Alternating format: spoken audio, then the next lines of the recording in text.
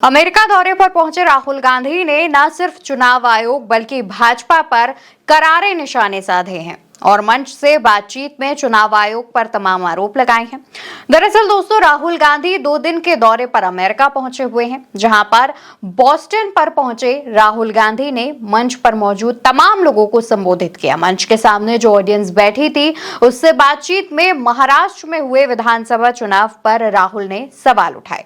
उन्होंने अपनी बातचीत में कहा कि ये पूरी तरह साफ है कि भारतीय चुनाव आयोग समझौता कर चुका है और इस सिस्टम में कुछ ना कुछ गड़बड़ी जरूर है। आपको भी पता है कि महाराष्ट्र में हुए चुनावों के बाद किस तरीके से ईवीएम में धांधली की खबरें सामने आई थी। इसके बाद चुनाव आयोग पर भी सवाल उठने शुरू हो गए थे। राहुल गांधी के तमाम नेता चुनाव आयोग से मुलाकात करने भी पहुंचे थे। चुनाव आयोग से कई सबूतों की डिमांड भी की थी, लेकिन चुनाव आयोग की तरफ से इसे खारिज कर दिया गया था। उनकी इस मांग को भी खारिज कर दिया गया था और टाल मटोल का एक जवाब दे दिया गया था। लेकिन राहुल गांधी जब इस बार अमेरिका पहुंचे तो वहां पर एक यूनिवर्सिटी में छात्रों को संबोधित करते हुए अपनी बातचीत में उन्होंने कहा कि मैं कई बार कह चुका हूं कि महाराष्ट्र में जितने बालिग नहीं है उससे ज्यादा वोटिंग हुई है। चुनाव आयोग ने हमें 5:30 बजे वोटिंग का आंकड़ा बताया और इसके बाद शाम 5:30 से 7:30 के बीच करीब 65 लाख वोटिंग हुई है। आप भी जानते हैं कि जब महाराष्ट्र में चुनावों की दस्तक हुई थी उस दौरान वोटर लिस्ट में गड़बड़ी की तमाम बातें सामने आई थी। कहा गया था कि लोकसभा चुनाव में जितने वोटर्स थे उससे ज्यादा संख्या विधानसभा चुनाव में हुई। करीब 6 से 7 लाख वोटर्स में इजाफा हुआ। इसको लेकर के भी कांग्रेस की तरफ से डाटा मांगा गया था। चुनाव आयोग से कहा गया था कि वोटर लिस्ट में जिन लोगों के नाम जोड़े गए हैं उनकी फोटो के साथ उनकी जानकारी दी जाए, जिससे हमें यह पता चल सके कि आखिर 5 महीने के अंदर 6 से 7 लाख वोटर्स इतनी जल्दी कैसे बढ़ गए।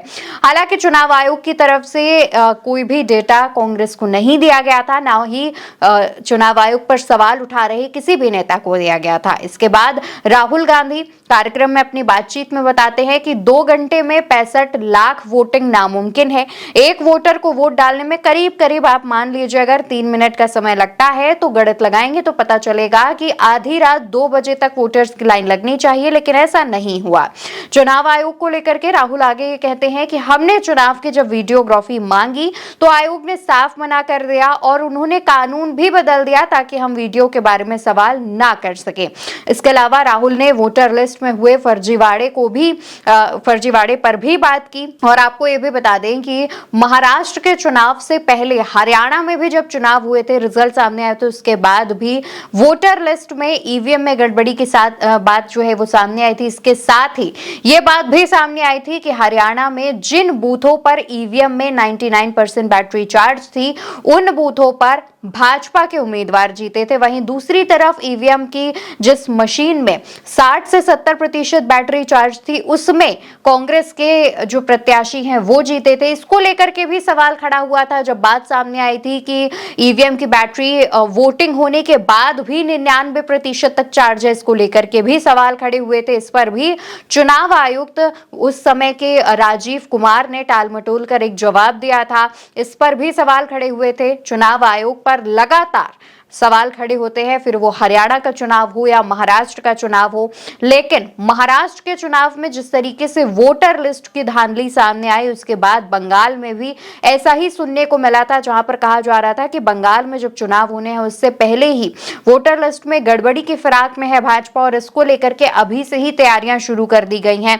हालांकि राहुल गांधी ने जब प्रेस कॉन्फ्रेंस की थी तो उनके साथ उद्धव गुट के नेता संजय राउत और एनसीपी शरद पवार के गुट से नेता और शरद पवार की बेटी सुप्रिया सुले भी मंच पर मौजूद थी। उसकी तस्वीरें भी सामने आई थी। उस दौरान भी राहुल गांधी ने यह कहा था कि चुनाव आयोग हमें वो डेटा दे जिससे हमें पता चले कि लोकसभा चुनाव होने के बाद 5 महीने के अंदर विधानसभा चुनाव हुए महाराष्ट्र में और उसमें 7 लाख वोटर्स कहां से जुड़ गए, जिसका जवाब चुनाव आयोग की तरफ से दिया गया, लेकिन उससे कांग्रेस संतुष्ट नहीं थी। हालांकि कांग्रेस के तमाम नेता महाराष्ट्र में चुनाव होने के बाद चुनाव आयुक्त से मिलने गए थे, समय मांगा था और उसके लेकर के तमाम जो अपनी दिक्कतें थी, जो आरोप थे वो रखे थे, लेकिन तब भी उन्हें संतुष्ट जवाब चुनाव आयोग की तरफ से नहीं दिया गया। हालांकि जब राहुल गांधी अमेरिका पहुंचे और इस मसले पर बात की, उसके बाद से ही सोशल मीडिया पर ईवीएम के मुद्दे पर भी बात की जा रही है। लगातार राहुल गांधी ईवीएम को लेकर के भाजपा को भी घेर चुके हैं,